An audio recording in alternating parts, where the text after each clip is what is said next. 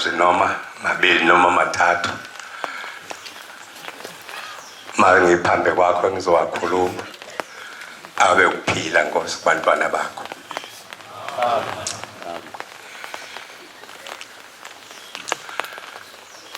Nkosi yamakhosi, ngiyacela ukuthi ungisekela ngiphilile maliguqubele kanje izulu kuyekunakala empilweni. Abazali bami kuba bakubona ukukhanya kwasezulwini bakubona ngami ukuba ngisindiswe mase ngifika phambi kweNkosi yamakhosi. Okwathi Nkosi yamakhosi mase ngifike phambi kwakho kwakuthi malizohloma nje izulu noma lizoguqubala ukumbulwe kwembeswa kumina. Kodwa kwathi mawusufikile emndenini wakithi ngaba belethe Nkosi izwe laba ukuphila lalizosiphilisa. Kwathi makwenziwa inkonzo ekupheleni kokuba sebebikile bahamba ngendaba enjani abayilethela yokuphila, base bememeza ukuthi bonke abagulayo njengoba sifikile la emndenini sizwile ukuthi lo mndeni wonke ungena ukufa ukuzobaqeda bonke abantu bakulo mndeni, kodwa bawusinda bawugqoka ingubo emhlophe. Ngiyakhumbula Nkosi yamakhosi ngangimncane kakhulu noma iminyaka yawo-9 noma 10, wangibiza ubaba ngisemnyango ngoba ngeke ngingene kubantu abadala. Uma sekuthiwa bonke abagulayo abasondele, kwathi angingene ngoba wayeyazi impilo yami ukuthi engathembisi ukuthi ngingaphila. Ngaphila Nkosi yamakhosi njengoba ngingaka, amukho wayethemba ukuthi ngiyokhula ngibe ngaka. Nkosi yamakhosi, sibonga kakhulu uthando lwakho Nkosi osithandile ngalo ezweni lakithi eNingizimu, ukuba namhlanje ube kulo muzi wakho waseNhlanhleni. Siyajabula kakhulu, siyathokoza. Iminyango yonke yasezulwini ibheke kithi eNingizimu. Nkosi yamakhosi, ngithi ngikhulume ngomlando engawuzwa kancane wakulo muzi. Bantu benkosi, njengoba lo muzi igama lawo kuyiseNhlanhleni nje, sinenhlanhla nathi njengoba sesiphakathi kuwona. Lo muzi waqanjwa amagama amathathu. Umqali wendlela uBhombela wathi lo muzi usemini sikhulu.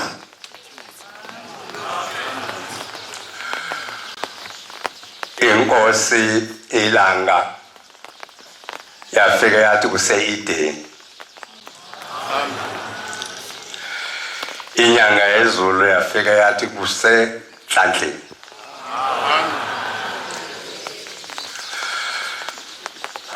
Kuthiwa yafika inkosi ilanga sekuzwakela ukuthi yeza la e-Edeni.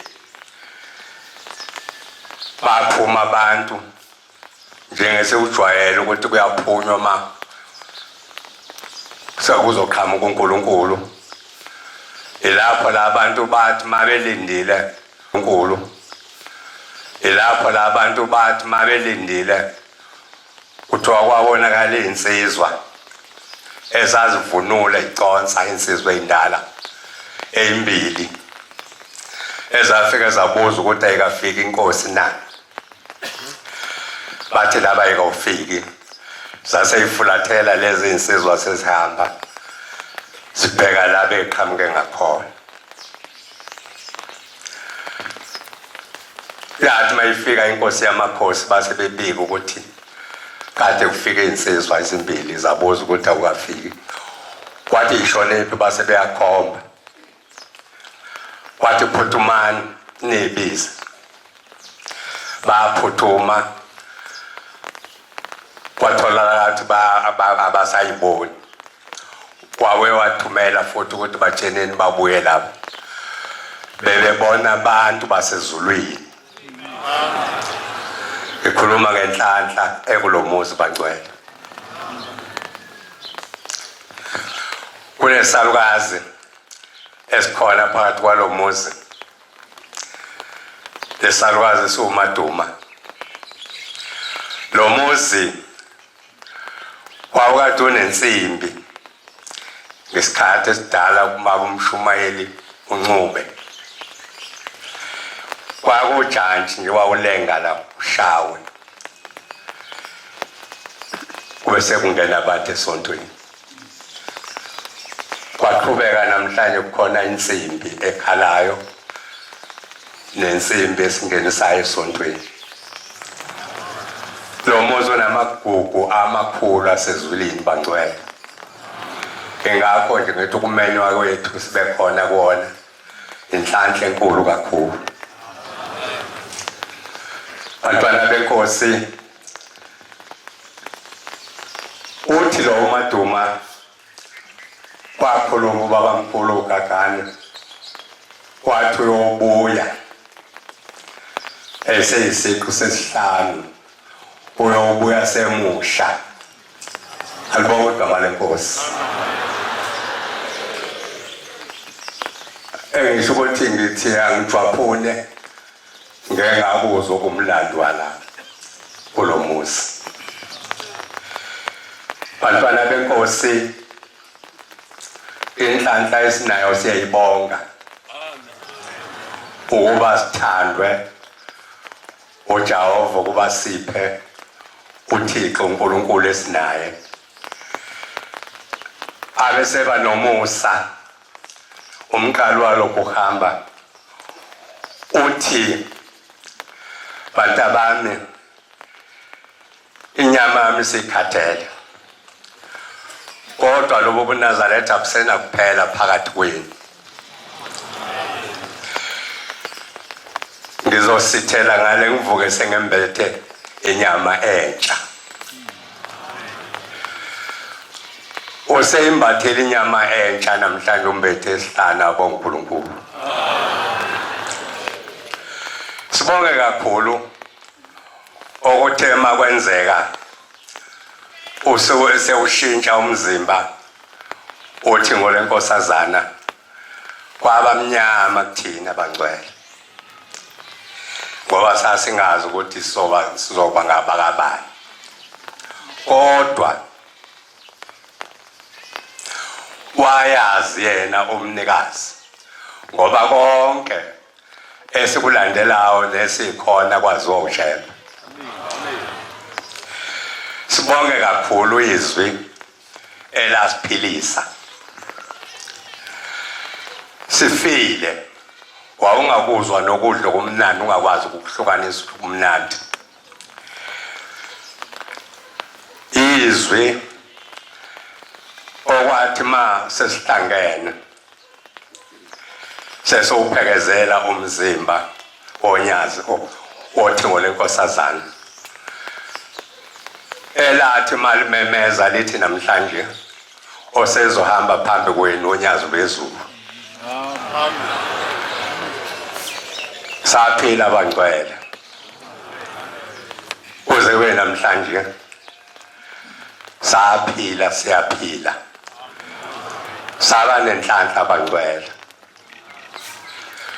okwathi ma sesiphiwe lo mzimba onyazi lwezulu emzini wasekuhleni sahlangana ngibonga umoya wawukhona ngoba sasithi masikhuluma singamaNazaretha sivumelane kwaba khona ukuthi akulungele ukuthi mase siphiwe inkosi yamakhosi iye phela emzini omkhulu la ukuthi masiphiwa umzimba wasezulwini uqala khona uyekhona emzini wasegospel bangcwele kwenzeka kanjalo samlandela uphungelihle sesiya eGospel. Ilapho la sathi ma sesiseGospel iphuma into yasezulwini isiyongena endaweni yayo ePalphuti. Yehla igenda ibheke ethempelini kaMazendlalele. Ikhuluma ngendaba enkulu bangcwele okwaphenyelwa insizwa zayibona. Yathi mayisi ilungela ukuthi siyongena ePalphuti. Ithi insizwa yakaduma yabona isimangaliso ngamehlo. Yabona uBhombela eshesha ngendlela yesimangaliso. Wafika waphelela emzimbeni wonyazi lwezulu. Ilapho lawathi mayithi uyamqalaza oseceleni kwakhe umshumayeli wakwaNgcobo lapha eMaqadini bahlangana ngeziphongo ukuqalazana kanti nabo naye lo ubona yona into efanayo. Awubangcwele benkosi othando likaShembe luyasithanda namhlanje usesiqinisa isihlanu. Amen. Kanjalo bantwana benkosi enkulu yasePhakameni uNkulunkulu asiphe uthando oluthandwa uye. Ithi inkosi yamakhosi ilanga ngolunye usuku animothi manithandaza nicele ukuthi uNkulunkulu aniphe uthando lukaShembe. Uthi uthando lukaShembe uyobona ukuthi sonalo uma uthande bonke laba bantu. Wayikhomba kanje ngezandla ekhomba lo msebenzi wakhe. Wathi uma usonalo uthando lukaShembe wobathanda bonke laba bantu.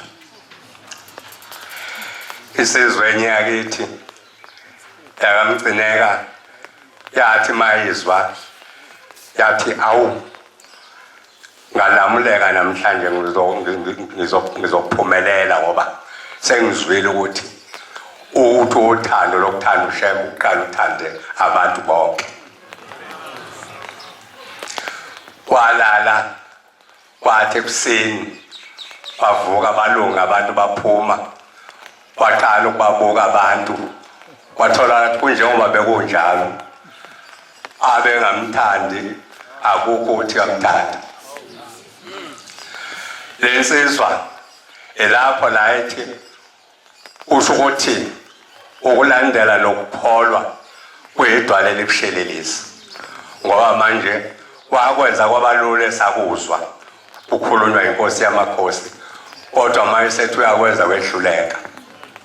Siyazicelela abantwana benkosi ukuthi uNkulunkulu asiphe ukuba sibe nothando lokuthi sithandane. Thandanani nibe munye njengabasezulwini. Amen. Inkosi yamakhosi ngolunye usuku ithandazela abantu. Bakhona usuku lokuthi inkosi yamakhosi uzwakala ukuthi yona ezothandazela abantu abagulayo. Kwake uphuma umshumayeli amemeze athi bonke abagulayo endlini yesonto. Sasiyake nami ngangazikhohlwa njengomuntu wayengaphili. Ilapho la wathi ma sesihleli sesilindile ingoma 156 Vuthelani ixilongo batsheleni sesilizwile zwile ixilongo welezwilakhe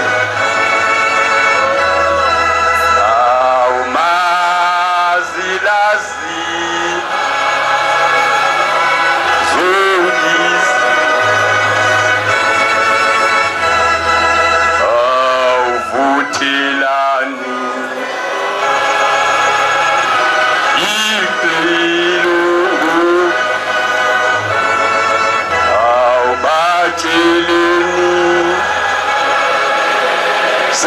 silizwi na iqilongwe lizwi lakhe awumazilazi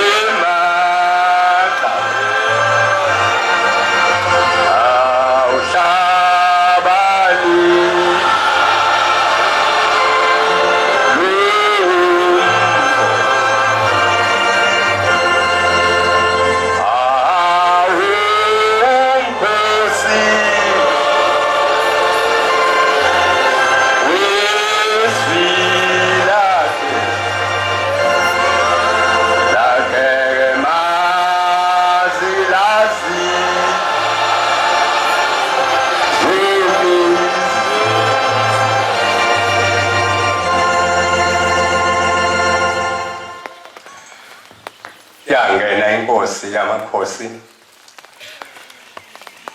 yathi nonke nina basemzini, yayisho njalo uma ithandazela, ngithi phumani kubantu bakababa, nonke mandiki nani mandawu, yayisho njalo. Kwakuhayiza abantu, bahayiza abantu kube simangalisa endlini, abakhalisa kwezilwane zasehlathini. Wathi mayifika eduze kwenye indoda ethi phumani zifo, wathi mina ngikhona ukufa. Yayisima inkosi yathi ubani? Wathi nyoba lo makoti omthandazelayo umalukazana wami, ngiyamfuna manje ngoba unkosikazi wami sengimthathile. Uyabuza ukuthi ubathatha ubayisaphi? Uthi akanti ngaboshwa, uyazi. Kwakhuluma idimoni bangcwele kodwa umuntu. Akanti uyazi le ndoda ithi kwake ukuthi makufa umuntu izinhliziyo bangcwele sithandazela ukuthi uNkulunkulu ayilungise. Uthi ngeke ngijabule kakhulu noma engabulewe umina, ngeke ngijabule kakhulu. Wathi mayiseqedile ubaba ukuthandazela, wayesebuza ukuthi abamaziyo lo makoti obani, base bayavela abamaziyo. Wayesethi ambani niyobiza ahamba nabo, base beye edokodweni. Bafika sefikile umyeni wakhe esebuye emsebenzini. Kwakusetshenzwa ngamasabatha kuphunywe emini. Wathi mayifika ithi inkosi lalela lo ozokhuluma la, uthi ubaba wakho. Wayesethi khuluma wena ndoda, kathi khuluma. Yasiyakhuluma le ndoda isithi owami lo mfana. Njengoba ngithi ngiyabafuna bonke abami beze kimi, iyabuza inkosi ithi uboshwe iphuthi ngiboshwe weni wawenzeni uthi inhliziyo yami yayiyimbi kakhulu ngangithakatha kwawe ukuthi noma umuntu engabulewa umina ngijabule kakhulu lo mfana wayesethi inkosi yamakhosi ngiyacela baba ukuthi ngizokunikelela ngokuhlawulela lesi sono wathi ungakwenzi lokho ithi inkosi ulunguse la emhlabeni konke ukulunga okudingeka kuwena ukwenza usela emhlabeni akukho ukuphenduka ngoba songale ubuye ube okunye ithi le ndoda le nkomo uthi ukunikelela ngayo ngoyibulala manje ekhaya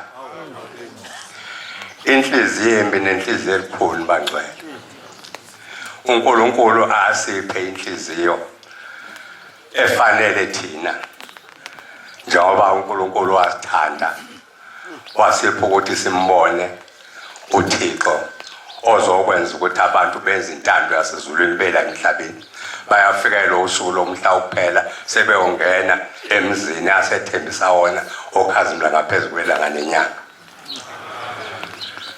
kanjalo bantwana benkosi kwaphela ukwenza kwabona le ndoda ibaqotha bonke abantu ebabizela la yagwetshwa yaboshwa khona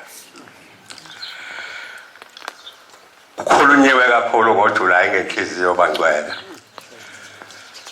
kukhona izono ezimbi kakhulu ithi inkosi nibo bakukhumbula abantu abadlule emhlabeni bedisiwe uthi ngoba laba bantu noma babengenasono kodwa abangene ezulwini wathi ezibhuqweni zenu babakhumbula labo bantu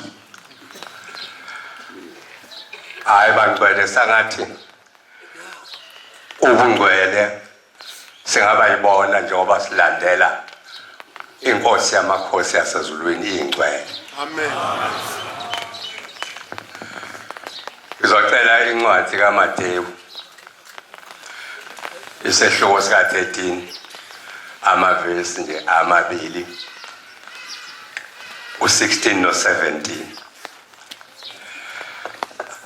inhlanhla yethu bangcwele yokuba sibe semzini wasebuhleni singamanazaretha asebuhleni enkulu bangcwele amen ayilinganiswa nalutho ngoba lapha ebuhleni umuzi wasezulwini iJerusalema elisha fondo seyitholile kodwa abusisiwe amehlo enu ngokuba ebona nezindlebe zenu ngokuba zizwa ngiqinisile ngithi kini abaprofeti abaningi nabantu abalungileyo babefisa ukubona lokho enikubonayo abakubonanga nokuzwa enikuzwayo abakuzwanga ngiyabonga basebosisi ithina labo bangcwele abusisiwe amehlo ethu ngoba salizwa leliyalizwi eyathi namhlanje osezohamba phambi kwenu unyazi lwesu abusisiwe amehlo enu bangcwele sangathi uNkulunkulu angasipha ukuthi simfanele uShembe bangcwele amen le ndoda bangcwele yake yafika mayikhuluma inkosi isaphila izocela ukuthi iyacela ukuthi uNkulunkulu ayikhumbule uthi yayinikela kakhulu inenkomo eziningi uthi baba ngase ngithi le ndoda hamba ushumayela mhlawumbe uNkulunkulu ukukhumbula ngabantu othi mawushumayela beze bazobangcwele kushaya yathi le ndoda ngoshumayela ngithini bathini abantu ngoba nasebusweni angimuhle angcwele benkosi asemfanele uShembe. Amen. Ngoba elinye lamazwi lithi noba ngcwelekile thina ke nje ngoba sesibe nenhlanhla ukuthi simbone uShembe. uShembe lo abonwa noma yimuphi umuntu. Khona abantu abanezinto ezinkulu abazenzela uShembe kodwa abamnika uthando, abakwazi ukumnika uthando ukuthi baba amaNazaretha. Le nkosi yamakhosi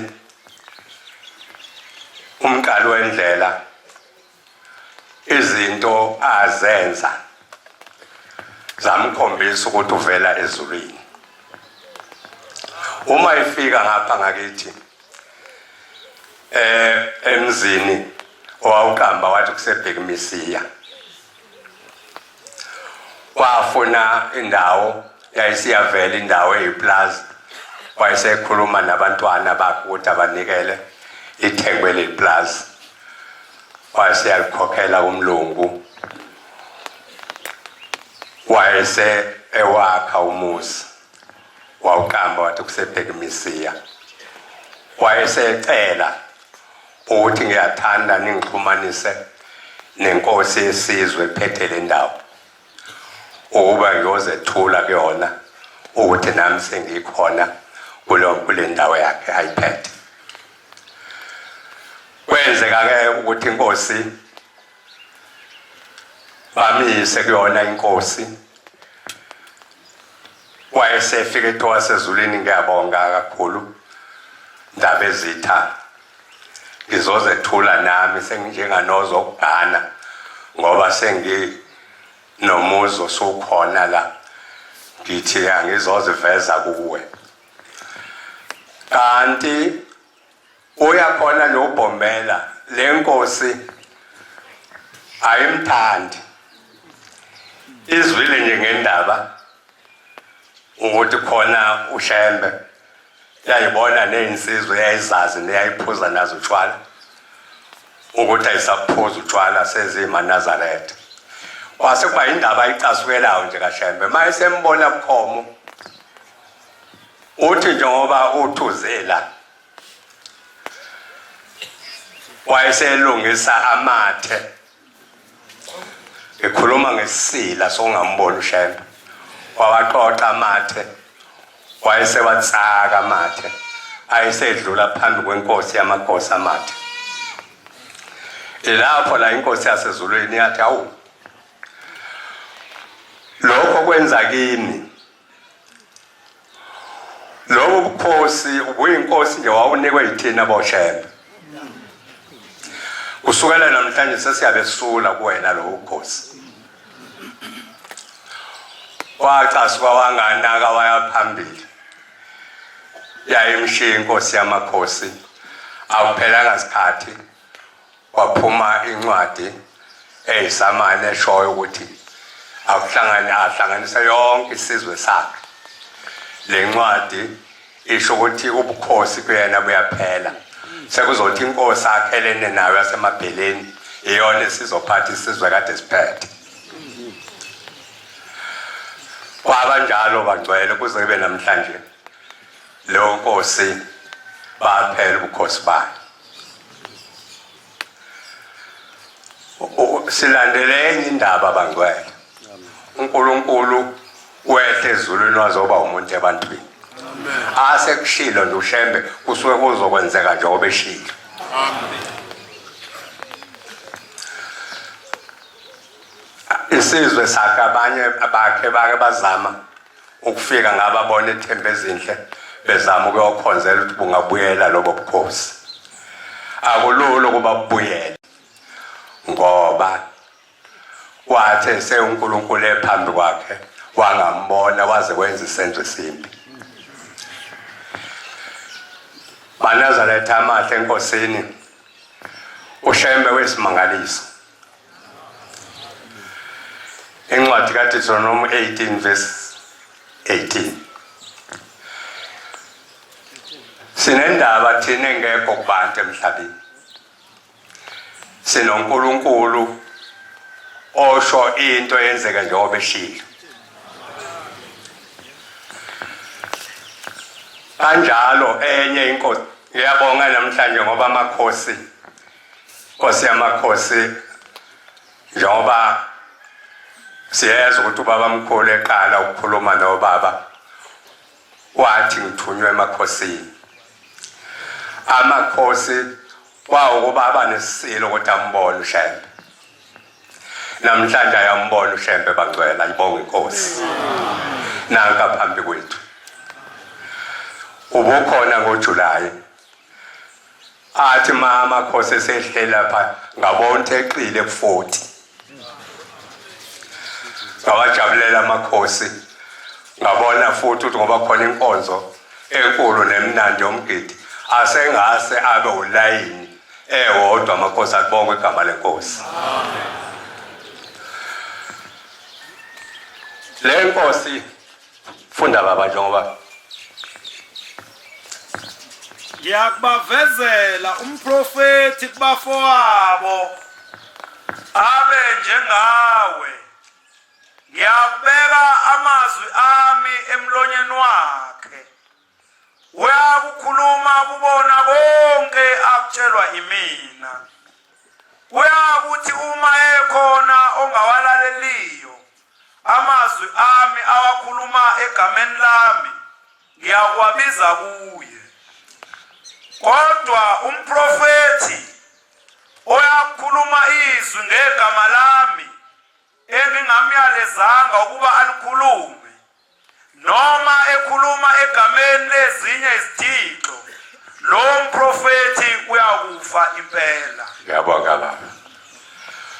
Siyambonga uJehova owakhumbula izizwe wehla ezulwini wazoba umuntu ebantwini kuzo.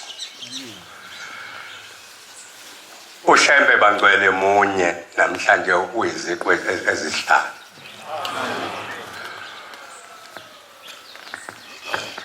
Emunye uShembe bangcwele njengoba eshintsha umzimba. Kuye kothi akwenzayo okunye akushiyelo sesokubonile lokho bangcwele. Ubaba mkhulu kwawothi ma kwakha uganwa mawusoshadelwa waye umoyinsizwe wami yosika isuthu intombi yosika iveli njengoba kwenzeka emhlabeni. Okwathi ngo1940 inkosi ilanga yathi manje umshado wensizwa nentombi sokuzoba isidwaba nebhishu. Amen. Usho njalo uBhombela bantu bami inkosi ezayo emva kwami okunye iyokususa ichithe nize ningayisoli ngoba kuyobe kuyinkosi enkulu kuyobe kuyithuba layo. Kanjalo bangcwele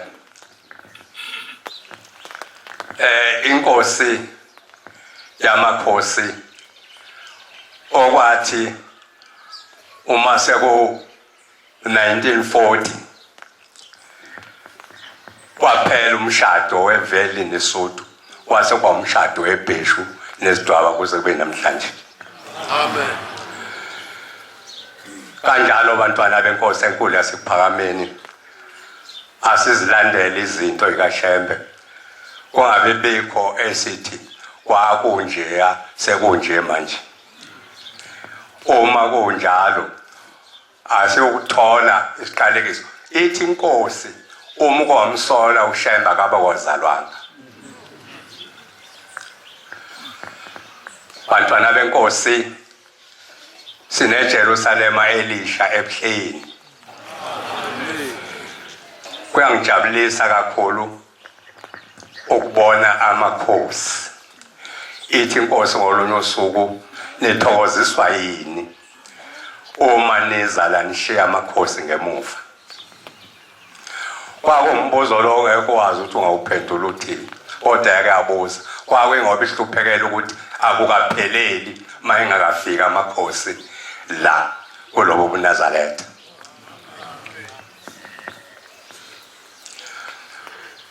Amakhosi ayathi mayememekile amemeka ayathi mayeza ephakameni ayiphathelwa ihlalo. Amakhosi kade ehlala ehlalweni bangcwele ayazi abaziyo. Sithwalwe nje isihlalo impela siyofika sibekwe lapha ehlala inkosi. Kodwa inkosi yasemzimoya, inkosi yasemachunweni yiyo eyahlala kafishane yayiphathelwa uChoco lo kaSwidi isihlalo sakhe. Yafika intsha ishwile impithe ekhanda njengoba ihambe nje ikhanda selicwebezela linje sayibona bangcwele. Yakhuluma naye wayiphatha isihlalo wathana akungifanele ukuthi ngakhathelana nokuhlala noNkulunkulu esihlalweni. Thatha nasi isicephu sami wabe sephatha isicephu uChoco eyosendlalela inkosi. Wonke amakhosi afika sekufanele ukuthi ayahlala phansi kodwa inkosi yasemachuneni eyaqala ukubona lokho. Siyabonga abangcwele, siyajabula kakhulu ngamakhosi. Inkosi yamakhosi iyakhuluma isemzini wasephakameni senkonzweni. Enkonzweni ithi kumfundisi wayekhona ngaleso sikhathi uMlangeni, ngiyacela mfundisi ukuthi ungifundele incwadi yesambulo sikaJohane 21. Uyayifunda ke incwadi ngalibona izulu elisha nomhlaba omusha ngoba oqala kwasedlula ikhuluma kanjalo. Kodwa wathi mayifika ethi ngubonela umse wehla ezulwini uhlobele njengomakoti ehlobela umyeni wakhe. Wayesethi make mfundisi wathi sesubonile thina bawushembe lo muso okukhulunywa ngawo owawubona uJohane. Uyalenga emkhathini ngentambo. Thina bawushembe sesihambile sayofaka izikhonkwane la uzokwehlela khona. Uyathanda ukuthi ukukhulumeka ngalomlando ngoba kuhle mawusola ekhaya wazi ngomlando wakini ngoba thina singaba sebuhleni. Amen. Ilapho ke lawathi mayethi lo muzi sesubonile uyalenga iJerusalema elisha. Wathi okuyothi lo muzi uma seniyongena khona uma ningawonanga niyobe nihamba ney'ngilosi phansi sasezulwini. Uthi bantu abami kuza isikhathi la kuye kuvele khona isizwe salapha kwaShem esawubuya sinicasukele sinikhiphe sinixoshe kulo muzi. Ngisho ukuthi into eyenzekayo bangcwele ukuthi akulandeleki ukuthi sinake singamaNazaretha. Kodwa amakhosi wonke athi nakane nizilobe izinto zonke ezisuka ezikhulunywa uJesu. Uthi ke lo muzi lesi sizwe sovela la sawaShembe sobuye simxoxe abantu abami. Uthi lo muzi uma ningawonanga njengalo la ephakameni sekwesibuya sami lapho ngiyokwelela khona amakhobo wahlukane namabele. Kwakusho inkosi uGaganelo Bathiya emzini wasephakameni. Indaba le engayizwa yenela kahle ngoba khona insizwa yakwaNdlela igama la uSamuel esidenga endaweni okuthiwa isethethe yaloba phansi. Lencwadi ngayanikwa umabhalane wakithi omkhulu esasenayo uPhakameni uDlomo, ikanye nencwadi yokushadisa neyemthetho. Wathi ngikunika lencwadi ngoba usumshumayeli. Ngawuzwa ke wonke umlando wokuphuma kwethu ePhakameni ukuthi kanti kwakungelona iphutha, kwakuyinto eyobuya yenzeke. Uthi ke bantu abami masesifika leso sikhathi sebenikhipha benixosha nize ningalwe nabo, ngoba manilwe nabo ingilosi nini enibhekile nehleli nayo iyobe siyahamba phakathi kwenu. Safika isikhathi yathi mayongena inkosi yamakhosi inyanga yezulu, yafika sekumiwe ngemkhonto, sekumiwe ngeyizenze yonke inhlobo yokuhloma kwasemhlabeni. Kwathiwa sukufunda awunakungena. Kwakukhona ukuthi insizwa, ngoba phela khona insizwa noma ngasezona insizwa phela zasemhlabeni kodwa zasezulwini, babebona ukuthi bangase behle bakwazi ukuyilungisa lento. Kodwa munye kuphela owaba nokuthi nithi mina ngeke ngene, bathi asikufuni hamba.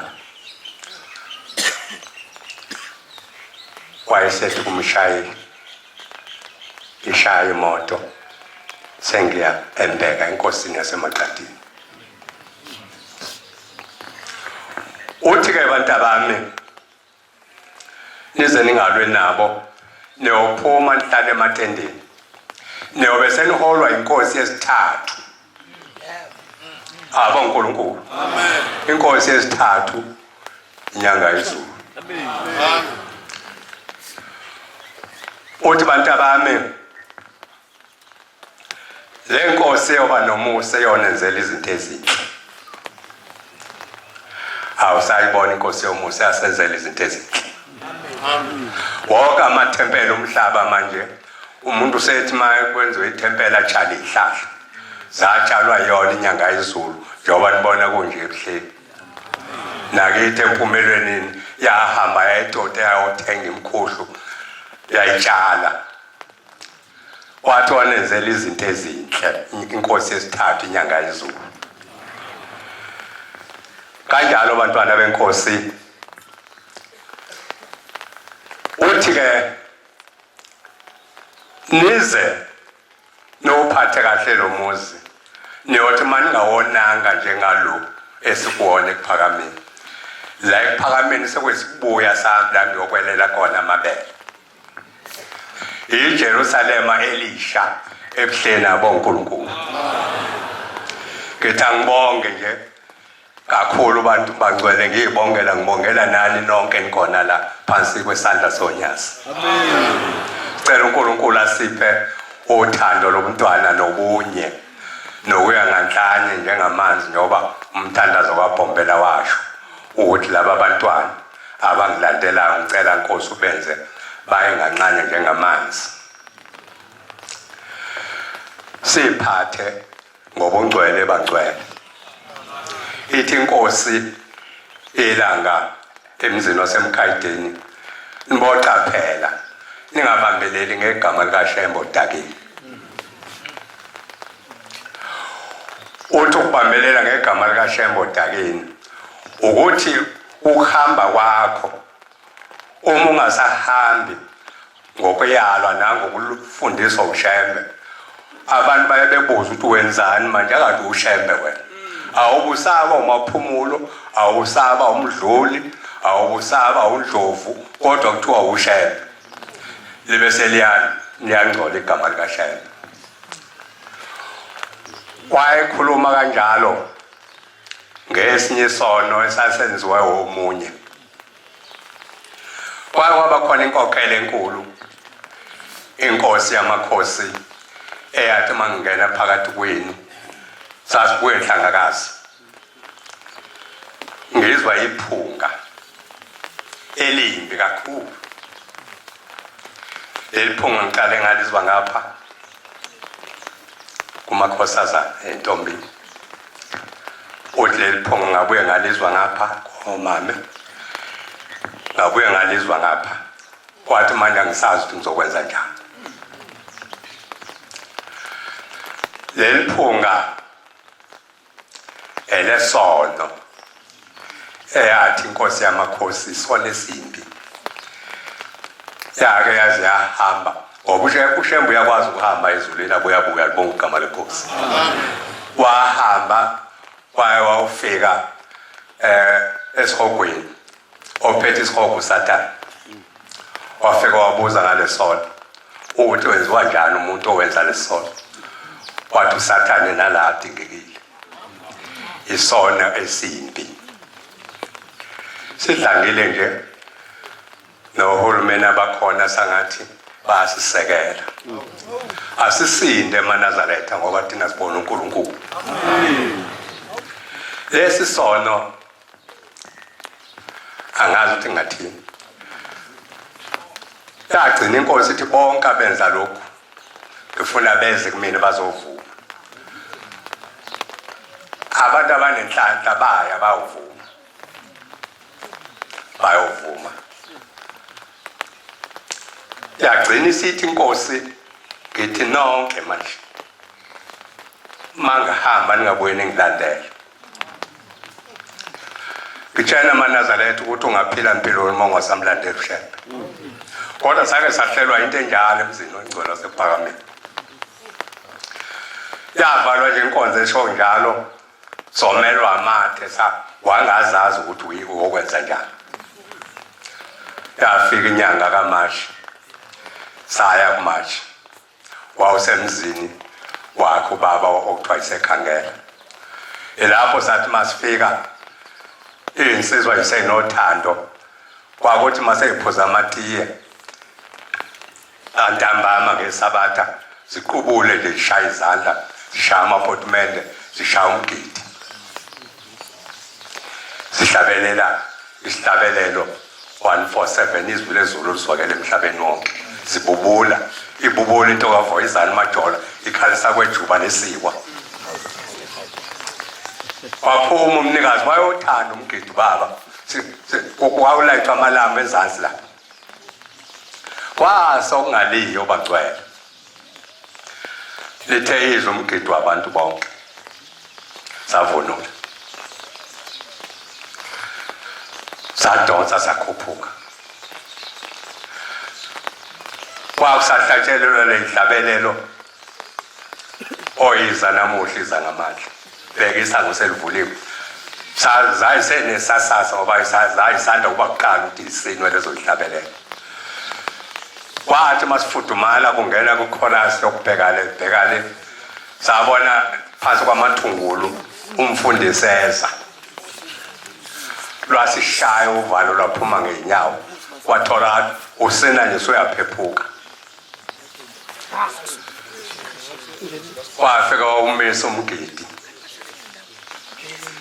wathi lithi izwi lenkosi wozani kuyo. Elapho lasathi masifika kwase uqeda yonke into bangcwele namakhosi esasenawo ngaleso sikhathi inkosi yaseManzimeleni nenkosi yakwaBiyela esasisemgidini ababe ukuthanda kakhulu umgidi. Sasiphuma isihlalo kwashwe emini bangcwele wamsondeza umfundisi ngoba wayeya imbhobholo engakabi bikho. Kwathi liyabuza izwi lenkosi ukuthi itheni kunini ePhakameni. Wayelo wabuka omunye wathi yabuza inkosi ukuthi itheni. Wathola athi impendulo ayikho ngoba siyazi. Wavela indoda kaNgubane uSiphamba Makhafu wathi inkosi yamakhosi, baba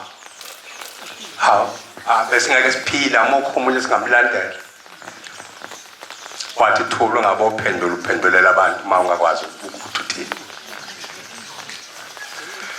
Ngisho ukuthi Bangcwele sake saba nendaba enjalo. Obengakuhle ukuba leliphunga liphele. Lo phela ngoba abantu bezikhokhela abathunjwe ileso sona. Ngoba yathi inkosi asinantethelelo.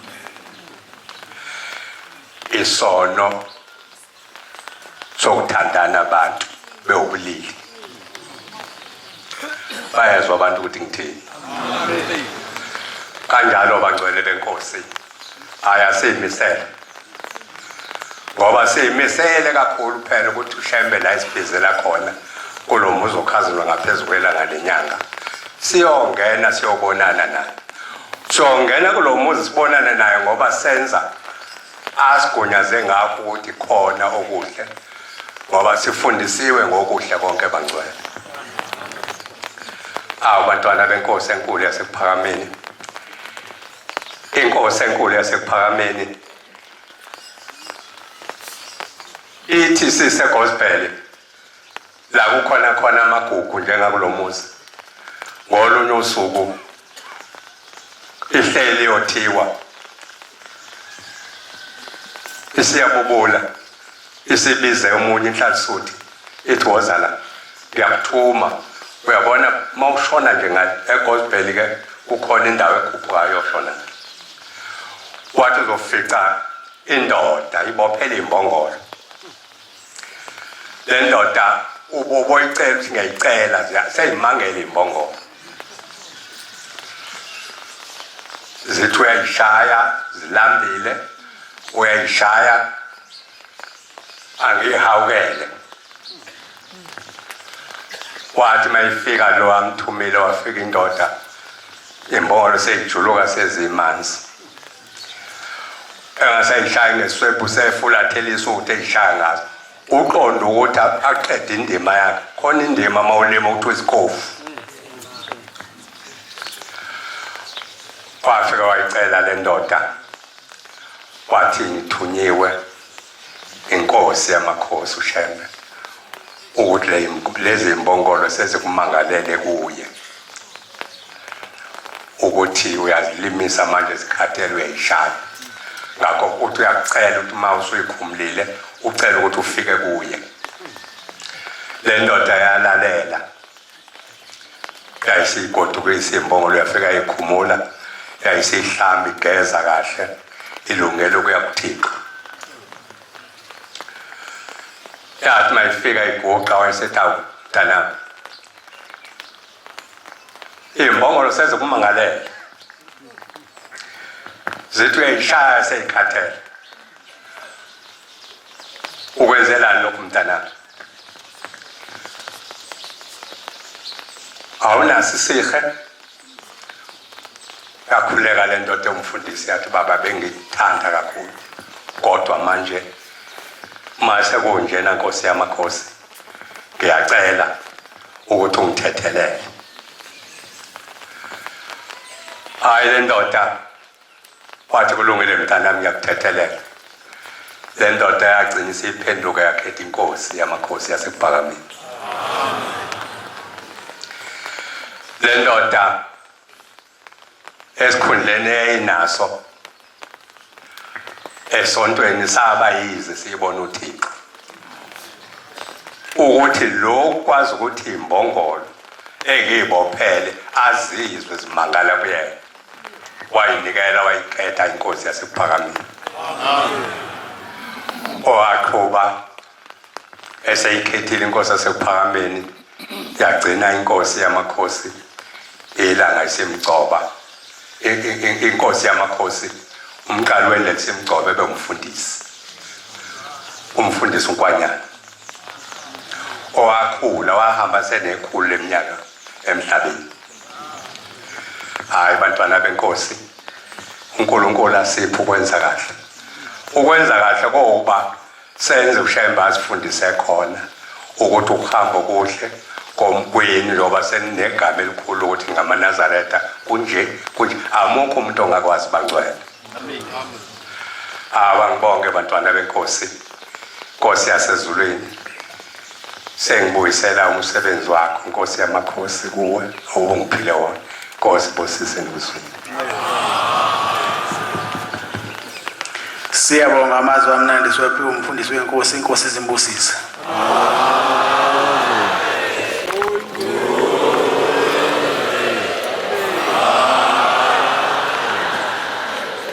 Sizovala inkonzo yesabatha lasekuseni ngesihlabelelo sama-74 sicela umshukela umkhizi wakhona lapha ekhaya sihole esihlabelelo inkosi imbusise.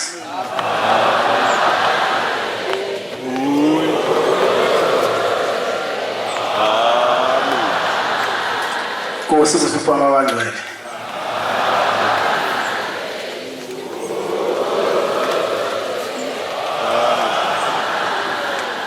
Yeah.